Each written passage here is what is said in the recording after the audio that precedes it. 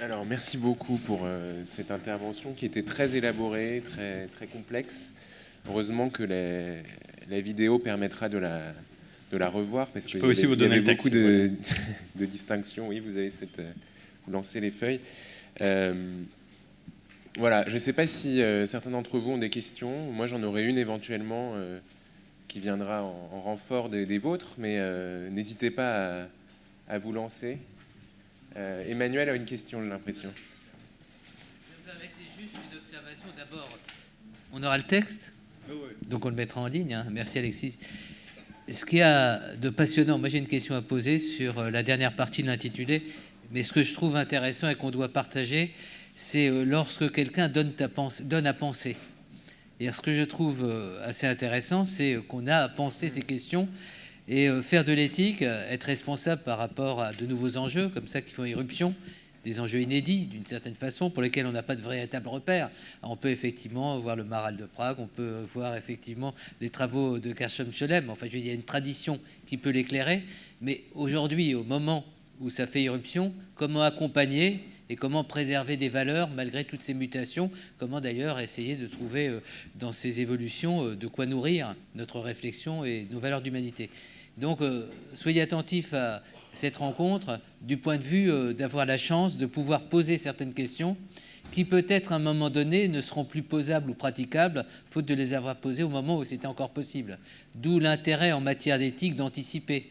Et ce que je trouve intéressant, c'est que ces nouveaux objets de la science, du savoir, soient accompagnés d'une réflexion qui à la fois s'enracine dans une tradition avec ses valeurs, mais soit aussi capable de comprendre les évolutions et de produire quelque chose de nouveau. Alors la vraie question que je me permettais de poser à Alexis, c'est la question de l'intelligence, puisque la deuxième partie, qu'en est-il de notre intelligence par rapport à ces questions? On arrive à comprendre que la question de la responsabilité serait finalement la question un peu la plus simple, d'une certaine manière, qu'on pourrait d'ailleurs aborder d'un point de vue juridique, hein, vous l'avez très très bien dit, du point de vue de l'imputabilité, de la responsabilité. Être comptable, en quelque sorte, ça, on arrive à le comprendre. Mais ce qui nous fascine aujourd'hui, c'est de se dire, est-ce qu'il n'y a pas l'émergence d'une nouvelle intelligence qui met en cause nos défis? Et est-ce qu'il sera encore possible de faire de l'éthique face à cette intelligence qui peut-être ne relève pas de critères, de principes, de règles, bref, d'une envie d'éthique? Le mot central, c'est une intelligence. Il faut la première réflexion qu'il faut se faire, je pense, toujours quand vous parlez d'informatique ou quand vous interagissez avec ces différents objets, c'est qu'il n'y a pas l'intelligence. Il n'y a pas une seule grande intelligence avec un grand I. Il y a des types d'intelligence. Je vous donne un exemple, par exemple un exemple médical. Hein. On traite des données pour savoir si les patients qui ont de tels symptômes, de telles analyses, etc., peuvent développer telle maladie. Hein. Par exemple, c'est la médecine prédictive avec des données génétiques. D'accord ? À ce moment-là, vous mettez un algorithme d'intelligence artificielle là-dessus qui travaille, analyse les données et puis vous sort à la fin un résultat que vous ne pouvez pas comprendre, vous ne pouvez pas interpréter. Il vous a trouvé une corrélation entre quelque chose et quelque chose. Mais vous ne savez absolument pas ce que ça signifie, cette corrélation, hein, comment elle procède, quelle est la causalité. Donc, effectivement, vous allez me dire, c'est une intelligence qui n'est pas humaine, sans doute, mais en plus, très souvent, l'intelligence humaine n'a même pas de moyens, on n'a pas de concept pour expliquer ce que cette intelligence artificielle a fait. Et donc là, clairement, il s'agit d'un type ou d'une sorte d'intelligence assez différente de l'intelligence humaine qui ne fonctionne pas de la même façon, pas avec le même langage, avec les mêmes concepts. Il y a une histoire pour vous dire ce qu'il faut ou faut pas faire. Vous savez, il y a un livre qu'on ne lit plus, un livre biblique qu'on ne lit plus aujourd'hui parce qu'il ne fait pas partie du canon. Un livre, d'ailleurs, dont vous pouvez vous apercevoir de son existence si vous allez dans les musées, au Louvre, ou où vous voulez, et vous voyez très souvent des grands tableaux de la Renaissance, des grands maîtres de la Renaissance, avec un ange, un petit adolescent à côté, avec un poisson. C'est le livre de Tobie, et le jeune s'appelle Tobie. Alors Tobie, il faut juste savoir que c'est un jeune de 16 ans qui part de chez lui pour la première fois accompagné d'un ange. Bon. Il a de la chance, mais son père est malade, son père est aveugle et il reste à la maison. Et donc ce Tobie, à la fin du premier jour, il descend dans un fleuve pour se laver, et c'est tout ce que je vous raconte de ce livre, hein, je ne vous raconte pas le contenu. Il descend dans une rivière pour se laver au bout du premier jour. Alors, il voit un énorme poisson s'approcher de lui. Il est effrayé, il crie. Il dit « Ah, il va me dévorer !» Et l'ange est resté sur la côte. Et donc l'ange lui dit très calmement, l'ange lui dit « Prends-le par les ouïes et tire-le à toi. » Ce qu'ayant fait, comme dit le livre de Tobie, donc Tobie a pu tirer ce poisson sur terre sèche. Et puis l'ange lui dit « Vide-le, prends le foie, je ne sais pas quels autres organes, et puis tu vas t'en servir pour faire d'utiles remèdes. » Question, il faut toujours interpréter les légendes, d'accord? C'est joli, mais quel est le sens? Question, comment est-ce possible que Tobie, qui 30 secondes après était capable de prendre ce poisson sur terre sèche, par les ouïes de le tirer sur terre sèche, était tellement effrayé? Est-ce que le poisson était vraiment grand ou pas? Est-ce qu'il était petit ou pas? Bon, alors vous pouvez inventer toutes sortes d'interprétations, bien sûr. Vous pouvez dire que c'était l'indice de réfraction de l'eau, parce que d'abord, il le regardait de l'air, et puis après, il s'est mis dans l'eau. Enfin, vous pouvez inventer toutes sortes d'explications, comme vous voulez. Mais mon explication, c'est que simplement, Tobie n'avait jamais vu de poisson auparavant. C'était quelque chose de nouveau. Et c'est la peur de la nouveauté qui était donc à l'œuvre. Tandis que du moment où l'ange lui a dit, vraiment de façon procédurale, hein, premièrement, prends-le par les ouïes. Deuxièmement, tire-le à toi. Troisièmement, prends tel organe, etc. Bon, d'accord. Tobie a été parfaitement capable d'exécuter les procédures. Et cette peur de la nouveauté, elle est avec nous. Nous sommes tous des Tobie. Par contre, il n'a pas d'ange. Et donc voilà, ce sera à nous de trouver un moyen de ne pas avoir peur de cette nouvelle intelligence. On peut dire à défaut de hanche qu'il y a l'éthique. Il y a de la réflexion, il y a de la pensée, il y a de la pensée. Comme disait Hannah Arendt, il y a de la pensée, et ça c'est très important. Ouais, donc justement, il ne faut jamais laisser dans la fabrication qui ne soit pas accompagnée de la pensée. Pas de fabrication sans pensée. Je donne la parole à ceux qui veulent s'exprimer. Il y a de l'éthique, bon, pour une réflexion, on l'a vu, et c'est intéressant d'ailleurs le nombre déjà d'auteurs qui ont été convoqués depuis le début de cette journée. Il n'y a pas Hannah Arendt, il y a Simmel, enfin je veux dire, soyez attentifs. Ce qui est aussi de beau dans l'éthique, c'est comment on redonne vie, on redonne une certaine reconnaissance à des auteurs qui ne sont plus et qui sont quand même présents à nos débats, qui ont une actualité. Et je trouvais intéressant toutes ces passerelles. Le Golem, hein, je vous incite à regarder sur Internet, regardez le film du Golem, si jamais vous ne voulez pas lire Gershom Scholem. Mais un dernier point, il y a aussi pour nous, d'un point de vue démocratique, le bien commun, c'est-à-dire les valeurs qu'on partage. Et donc, par rapport à l'Internet, qui peut apporter de l'émancipation, du savoir, de la connaissance, qui peut aussi permettre aux terroristes de nous terroriser, il y a aussi la démocratie qui doit montrer ce qu'elle est capable de préserver, quelles sont les valeurs qu'on doit mobiliser. Je crois que c'est un débat aussi que vous verrez au niveau de l'espace éthique qui est au cœur de nos préoccupations. Alors voilà, on a ouvert le débat. Il faut absolument qu'il y ait une ou deux personnes qui interagissent. Sans ça, on aura l'impression d'être dans une absence de concertation. Alors, pour les questions, je vais vous demander de parler fort ou alors de venir les poser là, parce qu'on n'a pas de micro. Voilà. Et vous vous présentez, on a du plaisir à vous connaître. Ah oui. Alors bonjour, moi déjà je fais pas du tout de master d'éthique. Je le regrette, mais je vais m'y mettre. Je suis en L2 à l'université Paris-Descartes et j'ai créé un reportage sur cette magnifique journée. Et donc du coup j'avais une question pour vous. Vous parliez d'information, de partage de l'information sans avoir la main prise sur celle-ci. Et pensez-vous pas qu'aujourd'hui, qu'il n'y a pas un fossé qui se crée entre une accumulation exponentielle d'informations, ce qu'on peut en faire et ce que la société sait de ce qu'on fait de cette information? Et justement, si un débat éthique, un débat politique même, ne pouvait pas réglementer tout ça, et comme disait Emmanuel Hirsch, s'il n'y a pas une certaine anticipation de ce que cela pourrait provoquer pour l'avenir. On l'inscrira directement à DEM2. Ouais. Oui, mais. La réponse, c'est oui, mais. Donc oui, bien sûr, je le pense. D'accord. Mais je m'interroge sur le sens de la phrase « la société sait ». Parce que je me demande qui sait. Est-ce que ça veut dire que la société sait quelque chose ? Quand aujourd'hui on met en open access des données, où on publie les codes des programmes, où on dit voici les règles, voici toutes les données collectées par je sais pas, les autorités publiques, etc. Quel est l'effet que ça produit? Est-ce que ça permet d'augmenter les connaissances?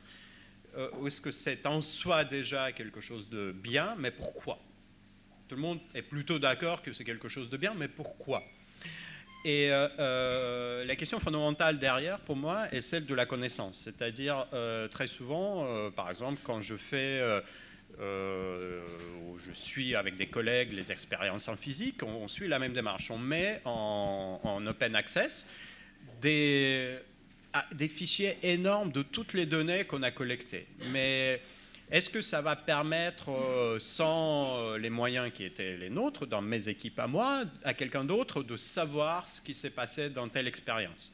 Et là, c'est la même chose. Est-ce que finalement, du moment où on a mis les données en accès public, est-ce que ça va permettre à quelqu'un de les analyser? Oui, mais est-ce que quelqu'un prendra le soin de les analyser? Est-ce que ça va créer de la connaissance autre que celle donc, du spécialiste, de l'expert? La question est ouverte. Donc pour moi, le constat n'est pas entre open access ou pas d'open access. Le problème derrière, le problème conceptuel, mais aussi social et peut-être même politique, c'est de savoir ce qui sera fait de ces données. Parce que, tout simplement, les données ne font pas encore le message. Le message n'égale pas un ensemble de données qu'on jette comme ça au public. Le message se construit, s'interprète à partir des données, et la construction du message n'est pas du tout une fonction déterministe des données. Vous voulez un exemple ou pas? Non? Ouais. Ouais. Non, peut-être, ouais, je raconterai peut-être une histoire pour les deux à la fois. Non? On aime les histoires. Ah, bah d'accord. Ok. Alors, écoutez, bon, ça c'est une histoire qui est arrivée à un chercheur que je connais, qui n'est pas français, mais quand même. Donc, à un moment, il a publié dans un article de Science, c'est dommage que je ne puisse pas vous dessiner ça là, mais bon, peu importe, il a publié dans un article de Science une très belle image qui ressemblait à une sorte de champignon comme ça. Cette image a été produite, en fait, ce n'était pas une image au sens optique visuel, parce que ça a été fait avec un microscope à effet de tunnel, donc c'était strictement inférieur à la longueur d'onde de la lumière visible. Il est absolument impossible de voir à ces échelles-là. C'était du nanomètre, etc. Et donc, c'était de la reconstruction visuelle des données sur la force du courant, et j'en passe. D'accord ? Mais la reconstruction visuelle. Alors, c'était une belle image. Et puis, un journaliste a voulu publier ça dans une revue grand public. D'accord ? Il a pris cette image, et il a dit quand même, pour la revue grand public, on va mettre des couleurs. D'accord ? Parce que noir et blanc, c'est pas drôle. Et donc, il a mis du rouge, du bleu, etc. Et c'était parfaitement identifiable comme une image de champignons nucléaires, de volcans qui explosent, ou tout ce que vous voulez. D'accord ? Donc, première impression du public qui voit, c'est un champignon nucléaire, quelle horreur. Et maintenant, un peu plus tard, comme on a pris cet exemple dans nos cours, etc., au LARCIM, au laboratoire où je travaille, on s'est amusé à remplacer le rouge, donc on a gardé toutes les autres couleurs, on a remplacé le rouge dans ce champignon nucléaire, là vous voyez ce que c'est un champignon nucléaire, donc qui était rouge, on a remplacé le rouge par le vert, c'est devenu un brocoli. Donc voilà, les mêmes données, on est d'accord, les données sont strictement les mêmes, le message n'est pas du tout le même. Voilà. Merci. Alors, une autre question. C'est bon, on a une question ici. Plus qu'une question, c'est une petite histoire. Je suis psychogériatre à l'hôpital Broca et nous avons testé à domicile un petit robot humanoïde qui devait aider quelqu'un qui était en début de maladie d'Alzheimer. Et c'est un petit robot qui ressemble... Vous savez, il est dans une émission Canal+, si ça vous dit quelque chose. Oui, Nao. c'est ça, Nao. Et donc, il suivait partout la personne chez... Donc, il l'avait en prêt pour voir si ça fonctionnait. Et cette personne est venue, m'a appelé en urgence en disant « C'est effrayant ce qui m'arrive, il y a quelqu'un qui me suit partout, qui m'observe, qui me regarde. » Donc, ça a déclenché une sorte de psychose, de délire. En fait, c'était extrêmement compliqué à maîtriser, aussi bien moi comme médecin pour lui expliquer « Non, c'est un robot. Je suis un robot, oui, bon, il est là pour vous aider, il est là parce que ses yeux nous permettent de vous voir quand vous êtes tout seul. Il vous parle, mais c'est lui qui parle, c'est pas nous. » Et c'était compliqué à expliquer à quelqu'un qui n'avait pas toutes ces... Donc, voilà, oui. Merci. Je vais peut-être prendre vos coordonnées après parce qu'au comité Cernin, justement, ce témoignage nous intéresse. Mais je vous réponds à votre histoire par une autre histoire. Parce que le mot-clé dans ce que vous avez dit, c'était « quelqu'un ». Alors, est-ce que c'était un quelqu'un ou pas? Et comment peut-on comprendre que cette personne vous ait appelé en disant « il y a quelqu'un qui me suit ». Ça vient d'où le « quelqu'un » dedans?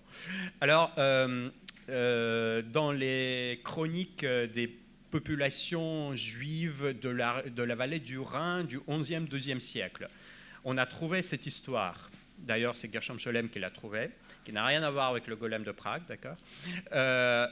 Pour ces gens-là, et ne me demandez pas pourquoi, même si je peux vous l'expliquer, le prophète Jérémie était l'homme le plus sage et le plus intelligent du monde. Le prophète Jérémie, devait donc, un peu comme les scientifiques modernes, faire quelque chose pour prouver qu'il était le plus sage et le plus intelligent. Il ne pouvait pas juste tranquillement s'asseoir et se dire « Ah je suis le plus sage ». Non, il devait le démontrer. Alors, il doit faire quelque chose que les autres ne peuvent pas faire, et donc il fait un homme artificiel. Ces hommes artificiels, vous avez déjà compris, s'appellent des golems. Et tellement était haute sa connaissance que ce golem était parfait. Dans cette légende, c'est un golem parfait qui se lève, qui ressemble parfaitement ressemblant à un homme biologique, et qui peut en plus parler, un peu comme votre Nao. Alors, le golem, parce que ce n'est pas un nom propre, d'accord? Il n'a pas de nom propre, hein. Qu'est-ce que ça signifie? Bonne question. Le golem dit à Jérémie aussitôt, là, il lui dit « Est-ce que tu te rends compte de ce que tu as fait ?» Jérémie lui répond « Mais je t'ai fait, toi !» Alors le golem dit « Non, non, non, non, non, à partir de maintenant, quand un homme rencontre un autre homme dans la rue, il ne saura plus si c'est un homme né de père et de mère ou fait par un autre homme. » Vous voyez, c'est une question éthique, juridique, morale, sociale, pas scientifique, d'accord? Que Jérémie, bizarrement, ne s'était pas posée. Question d'interprétation, la légende n'en dit rien. Comment est-ce possible que Jérémie, l'homme le plus sage et le plus intelligent, ne s'était pas posé cette question? À nous d'interpréter. Alors Jérémie donc dit au golem mais qu'est-ce que je fais maintenant? Il lui demande qu'est-ce que je fais maintenant? Et le golem lui répond, attention, il lui répond ceci: défais-moi. Il ne lui dit pas tue-moi, il lui dit défais-moi. Quelle est la différence? La même qu'avec le nom, d'accord? On tue un être vivant, on défait une machine. Donc, Jérémie, dans la légende, défait le golem. Fin de légende. Vous allez me dire, ah ben non, trop facile. Quel privilège de réversibilité.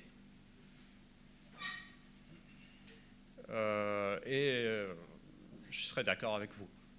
C'est un peu facile, hein, quand on peut faire revenir le monde à l'étape précédente. Nous n'avons pas ça. Hein. Quand on introduit ce genre de choses dans le monde, on ne peut pas faire revenir le monde à l'état précédent. Et donc, nous sommes obligés de faire mieux que Jérémie, ce qui veut dire mieux que l'homme le plus sage et le plus intelligent par définition. Voilà, comment faire? Ça, c'est la fin de mon histoire. Maintenant, qu'est-ce que ça a à voir avec votre histoire de cette personne âgée? Ce qui est très intéressant, c'est que la constitution de ce quelqu'un, de cette personnalité, n'est pas du tout quelque chose d'objectif. C'est-à-dire pour vous, en tant qu'opérateur, pour le concepteur qui était dans un labo de robotique, c'était un robot, Nao, avec un certain logiciel, etc. Il reconnaît les émotions. Tandis que vous vous souvenez peut-être au début, j'ai commencé par dire il y a 3 grands sujets en éthique de la robotique. Autonomie, imitation et responsabilité. D'accord? Donc ça, le sujet de imitation est en plein œuvre là-dedans. Ce robot est devenu quelqu'un, je termine parce qu'il est tard, ce robot est devenu quelqu'un, mais personne ou pas, avec toutes les questions éthiques que ça pose, à cause de la limitation du vivant, de l'interaction émotionnelle probablement, mais aussi simplement de l'aspect qu'il présente, parce que c'est un robot humanoïde avec des gros yeux comme ça, etc. Alors, est-ce que c'est effrayant? Est-ce que c'est bien? Est-ce qu'il a aidé ou pas? Il n'y a pas de réponse générale. À mon avis, ce sont des réponses cas par cas. Cette personne n'a pas aimé parce que sans doute le logiciel n'a pas été bien fait. Le robot, par exemple, ne pouvait... À un moment, le robot doit désengager. À un moment, le robot, si le logiciel est... Enfin, vraiment, dans les logiciels des robots de compagnie actuels, il y a cette fonction de désengager, d'aller tranquillement passer son temps dans un coin, parce qu'il ne peut pas tout le temps interagir. Il y a des robots, par exemple, qui interagissent avec les enfants autistes. Je ne sais pas, quelqu'un ici a travaillé déjà avec des enfants autistes? Non, pas encore. Il y a des robots qui sont faits pour l'éducation des enfants autistes. Ils sont magnifiques. Là, les enfants apprennent beaucoup plus vite, parce que le robot ne se fatigue jamais, vous imaginez bien. Mais quelles seront les conséquences pour le contact de cet enfant avec des êtres humains après avoir interagi avec le robot? C'est ce même type de questionnement.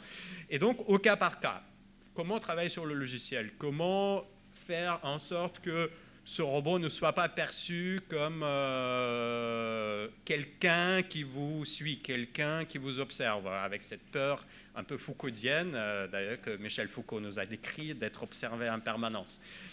Moi, je dirais, dans ce cas-là, il y a un enseignement à tirer, c'est qu'il n'y a pas de réponse générale. Ça ne veut pas dire que tous les robots humanoïdes sont mauvais. Ça veut dire qu'on n'a pas assez travaillé sur le logiciel, on n'a pas assez pensé sur la fonction de désengagement, et peut-être on n'a pas pensé à changer l'aspect ou changer les fonctions de ce robot pour limiter l'interaction émotionnelle. Et donc ces réponses, justement, c'est à ça que servent les comités d'éthique, d'ailleurs il y en a plein en robotique aussi, ces réponses sont données au cas par cas. Ne cherchez pas une sorte de leçon générale de type, d'ailleurs j'ai lu il y a encore quelques jours dans la presse, tous les robots qui interagissent avec les enfants sont des catastrophes. Non, c'est pas vrai ça. Au cas par cas. On va prendre une toute dernière question. Vous pouvez vous présenter. Bonjour, je m'appelle Vincent Robin, je suis infirmier dans une équipe mobile de soins palliatifs. Tout à l'heure, je vous ai entendu parler de la responsabilité de l'individu numérique. La question que je me posais, c'était la question de l'intelligence artificielle chez ces individus numériques. Et je me demandais si on pouvait enseigner à ces individus des valeurs morales. Et ça m'a fait penser à... Je ne sais pas si elle est vraie, mais j'ai lu quelque part que l'ordinateur de Google, je crois, qui joue au jeu de Go, leur avait fait une farce, en quelque sorte, en se mettant sur pause indéfiniment, en voyant qu'il allait perdre une partie. Donc ma question, c'était, est-ce qu'on peut enseigner à un ordinateur à ne pas être un mauvais joueur, par exemple? Vous avez entendu parler des lois d'Asimov? Non. Quelqu'un a entendu parler des lois d'Asimov pour la robotique? Première loi d'Asimov, le robot ne doit jamais faire du tort à l'homme, etc.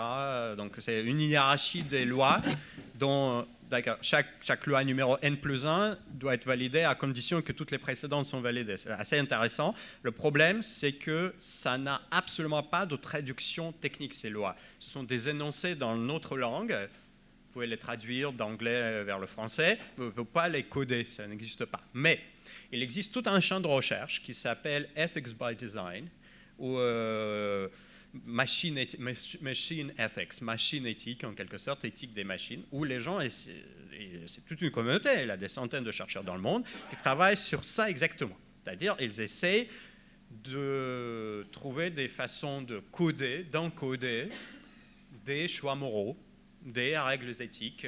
Vous connaissez sans doute tous les dilemmes éthiques qui sont dans tous les journaux. Si vous êtes une voiture autonome, est-ce que vous allez alors écraser 2 piétons là ou 3 enfants là? Comment vous faites ce genre de choix là?